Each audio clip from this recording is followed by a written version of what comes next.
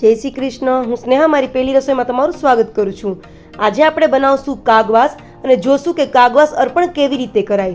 જો તમને મારી રેસીપી પસંદ આવે તો વિડીયોને લાઇક શેર અને ચેનલને સબસ્ક્રાઈબ કરજો. સૌથી પહેલાં આપણે ખીર બનાવશું. તેના માટે મેં અહીં એક બાઉલમાં હાફ કપ ચોખા લીધા છે.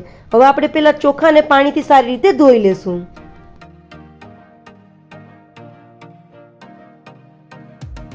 ચોખા સરસ ધોવાઈ ગયા છે. હવે આપણે આમાં 1 કપ પાણી નાખશું.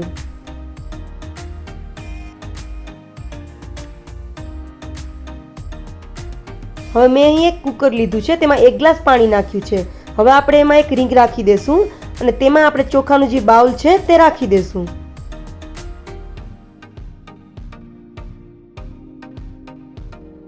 તમે આ ચોખાને ડાયરેક્ટ કુકરમાં નાખીને પણ બનાવી શકો છો. હવે આપણે આ કુકરને બંધ કરી દેશું અને તેની 5 વિસલ કરી લેશું. હવે આપણે રોટલી બનાવશું. તેના માટે મેં અહીં 1 કપ ઘઉંનો લોટ લીધો છે.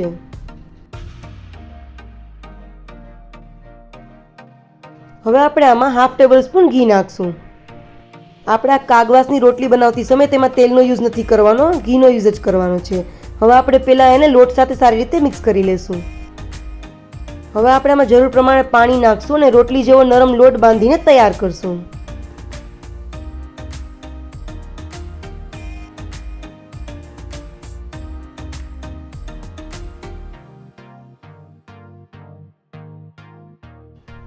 લોટ સરસ બંધાઈ ગયો છે. હવે આપણે તેની ઉપર થોડુંક હજી ઘી નાખી દેશું અને તેને સારી રીતે મસળી લેશું.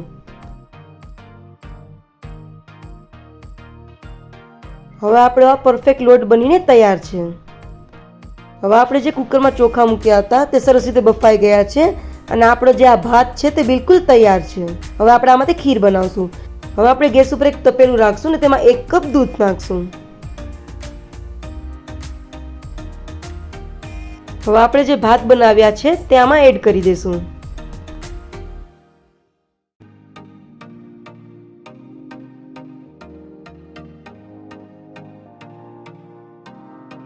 હવે આપણે આમાં 1.5 ટેબલ સ્પૂન ખાંડ નાખશું. હવે આપણે આને 1 થી 2 મિનિટ માટે સારી રીતે ઉકાળી લેશું. ખીર સરસ ઉકળી ગઈ છે અને બનીને બિલકુલ તૈયાર છે. હવે આપણે આને નીચે ઉતારી લેશું અને રોટલી બનાવવાની તૈયારી કરશું.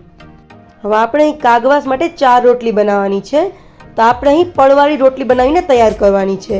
પહેલી 2 રોટલી આપણે ગાય અને કૂતરાને દેશું અને બીજી જે 2 રોટલી છે તેનાથી આપણે કાગવાસ નાખશું. તો હવે આપણે આ લોટમાંથી એક જ સાઇઝના 8 લુવા બનાવીને તૈયાર કરશું.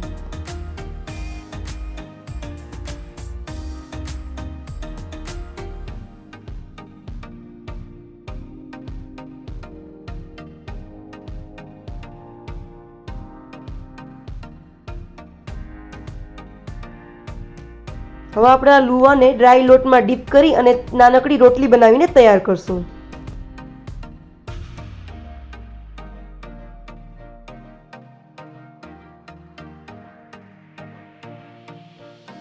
આપણી આ એક નાનકડી રોટલી બનીને તૈયાર છે. આ રીતે જ આપણે બીજી અવળી રોટલી જ બનાવીને તૈયાર કરી લઈશું.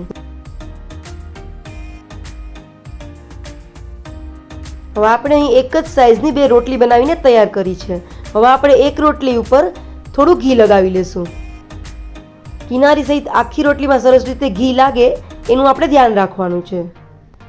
હવે આપણે આ રોટલી ઉપર થોડોક કોરો લોટ છાંટી દેશું. આ સ્ટેપ કરવાથી રોટલી જ્યારે બની જાય પછી સહેલાઈથી તે છૂટી પડી જાય છે.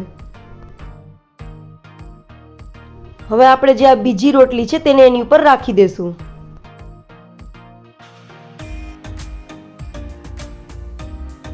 હવે આપણે આને ફરીથી વણી લેશું અને પાતળી રોટલી બનાવીને તૈયાર કરી લેશું.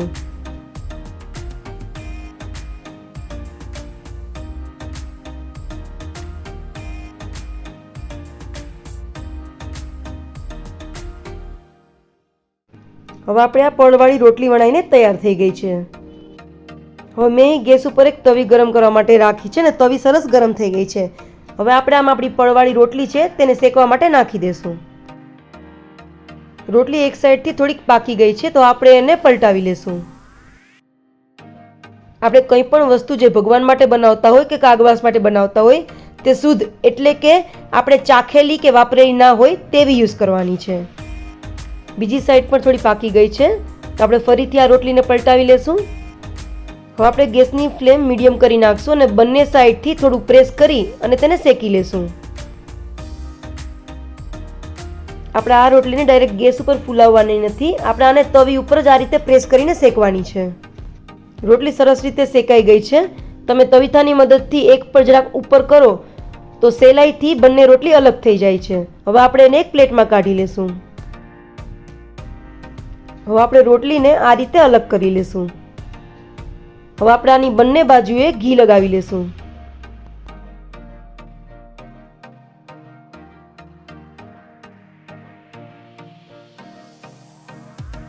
ફરીથી એક રોટલી ઉપર બીજી રોટલી રાખી દેશું. આ રીતે જ આપણે બધી પડવાળી રોટલી બનાવીને તૈયાર કરી લેશું. ચારે પડવાળી રોટલી બનીને તૈયાર થઈ ગઈ છે. જે રીતે મેં પહેલાં કીધું હતું કે પેલી 2 રોટલી છે તેને આપણે ગાય અને કૂતરાને દેવાની છે, તો આપણે આ બંને રોટલી ઉપર પહેલાં થોડી ખીર રાખી દેશું.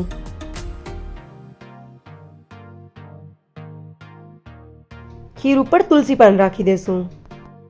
હવે આપણે આ કૂતરાની અને ગાયની જે રોટલી છે તેને બીજી પ્લેટમાં રાખી દેશું. હવે આ જે બીજી 2 રોટલી કાગવાસ માટેની છે તેને આપણે નાના નાના ટુકડા કરી લેશું.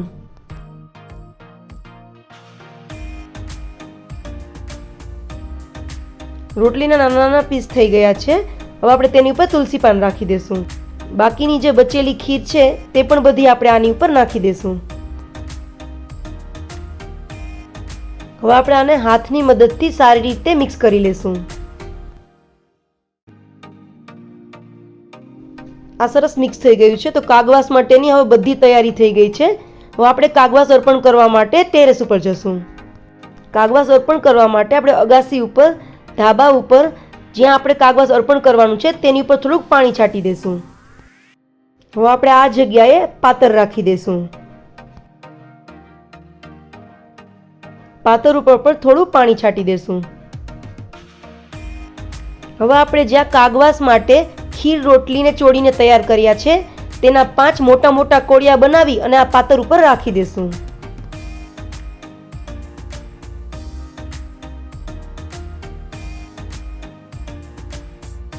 હવે સાથે જ આપણે અહીં ગ્લાસમાં પાણી લાવ્યા છે, તો સાઈડમાં આપણે પાણી અર્પણ કરવાનું છે.